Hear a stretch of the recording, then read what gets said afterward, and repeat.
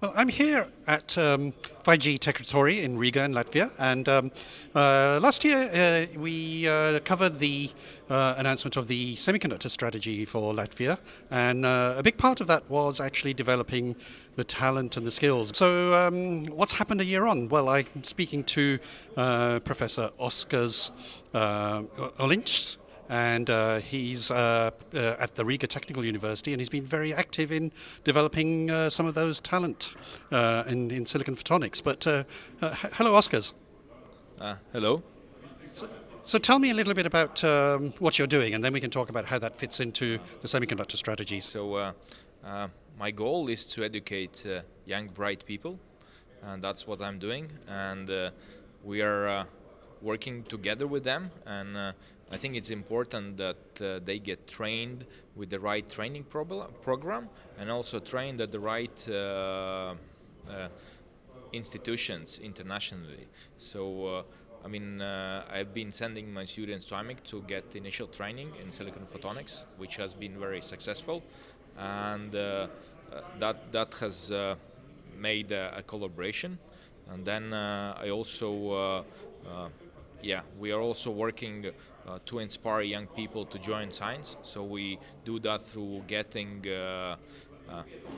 accepted at post-deadline sessions in international conferences, and then we can call it a world record, and that's usually a sign that you're doing pretty good in science, and then that you have something to teach students. We have been working on silicon photonics in collaboration with Keysight Technologies in Germany, and then we have been testing ring resonator modulators and Mach-Zehnder modulators, and achieved 160 gigabit with the on-off keying for ring resonate modulator, and 240 with the Mach-Zehnder modulator. So, but that was unfortunately with the amplification. We have quite high coupling losses. So we are working on eliminating this problem, so we can do higher speed transmission with silicon photonics in optical amplification-free systems. Okay, and that's being done here at Riga Technical University. We have students who are working on design and then get working on testing. Unfortunately, there's a limited transmission speed we have for equipment. Therefore, we have a good collaboration with Keysight, where we can borrow equipment and we can do joint work, and there's a joint interest. So.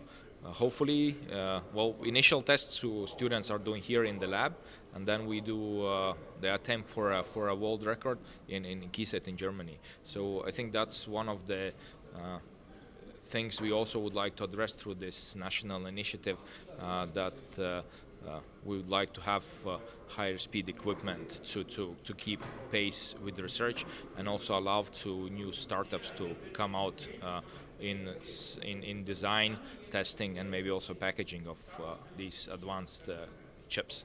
And I think you talked about design and test and you're doing activities at scale, and you need to get investment for that. Is that right? I'm trying to make some reasonable plans, help Latvian government with the strategy, and I think it's important to have reasonable steps. What can Latvia do in their goal to achieve a solid position in semiconductor value chain? Yes. And I think I can come with some real-life examples what we are doing from bottom up, and then we are indicating what would be the help needed to make this more systematic and larger scale. So what do you expect over the next 12 months? You've done quite a bit in 12 months already. Scientific-wise, I expect a couple more world records. I'm actually going to ACP conference in Wuhan in next 2 weeks. So hopefully we get some good news there. Anyway, I'm giving an invited talk and workshop. If you are at ACP, please join. And in terms of developing the skills base to then either sort of do things in Latvia or export, there's a timeline for that, I guess. I think we should think in the way that we are anyway in global economy, and it's important for our brain or young people to get trained abroad, and then that they have place where to come back and do high-tech work here in Latvia as well. And what excites you most about what you're doing? Getting an email notification that your paper has been accepted for oral presentation at post-deadline session, that makes me inspiration to continue. And that also gives very good motivation for students, because they get recognized internationally, and this is what I'm after. Yeah. And I think you also said it's not just about the research and that, it's about sort of getting the next generation of sort of ideas to commercialization as well. That's indeed a practice. I've been doing quite a lot of time in relation to my occupation. So I've been in Sweden. I have been doing for many years transferring knowledge from academia to industry, and I want to continue doing that, and I will continue doing that. And I want to teach students how to do this in a proper way. Well, Oskars, thank you very much. Yeah, thank you.